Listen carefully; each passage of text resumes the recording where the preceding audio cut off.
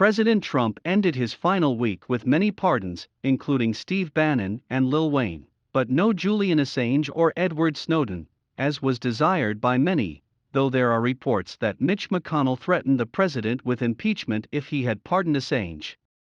Trump gave a farewell address and participated in a departure ceremony before heading to his home in Florida. He intends to form a new party, potentially called the Patriots Party.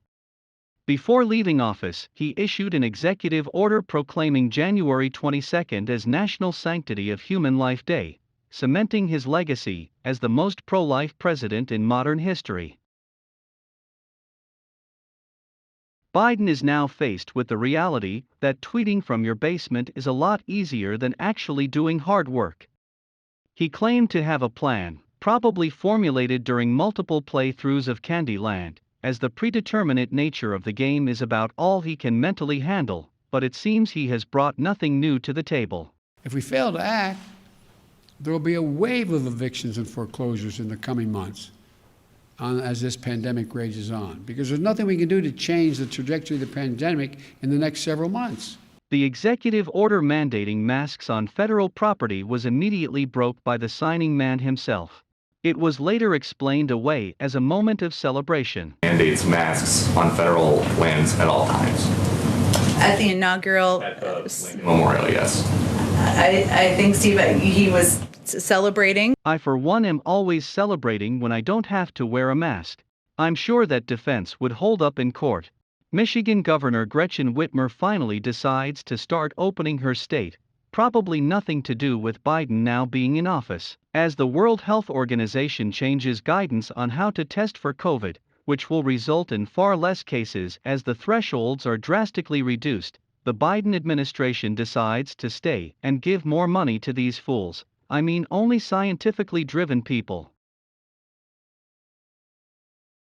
Management at the CIA suppressed intelligence showing China interfered in the 2020 election.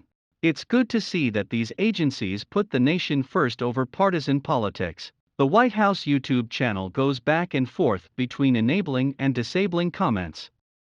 The most popular president in history finds his likes to dislikes ratio in line with a YouTube rewind video, even after massive removal of dislikes. You would figure his supporters would at least show their enthusiasm online, as it doesn't require leaving their mom's basement.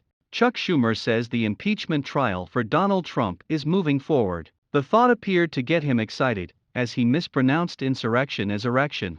There will be a trial, and when that trial ends, senators will have to decide if they believe Donald John Trump incited the insurrection.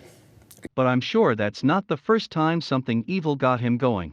He also wants to prevent Trump from ever running again. Troops stationed in the Capitol were banished to a cold parking garage, probably Biden's way of thanking them for overwhelmingly giving him their vote.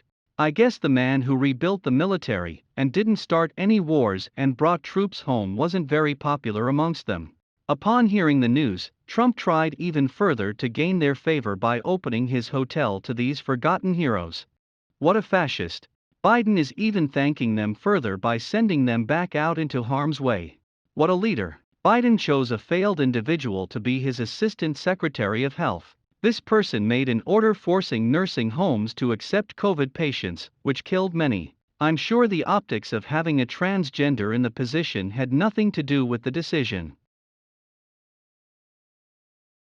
The Biden team needs to learn how to differentiate speaking and action commands to Joe, as saluting the Marines is an action, but Joe took it as a speaking. Salute the Marines. Hopefully he was denied his treat later. Instead of desiring energy independence, Biden is choosing to save the planet by killing the Keystone Pipeline and joining the Paris Climate Accords. As shipping in oil from all around the world and requiring trucks to transport it within the country is clearly the more carbon-neutral approach, forcing America to destroy its economy in the fight against climate change, while others have no restrictions for many years, seems like an agreement everyone would agree to, except for maybe the country getting the short end, America. The border wall project is also cancelled, I guess Biden forgot to watch the discussions Trump had with Border Patrol agents where they described their desired barriers, which is what was being built.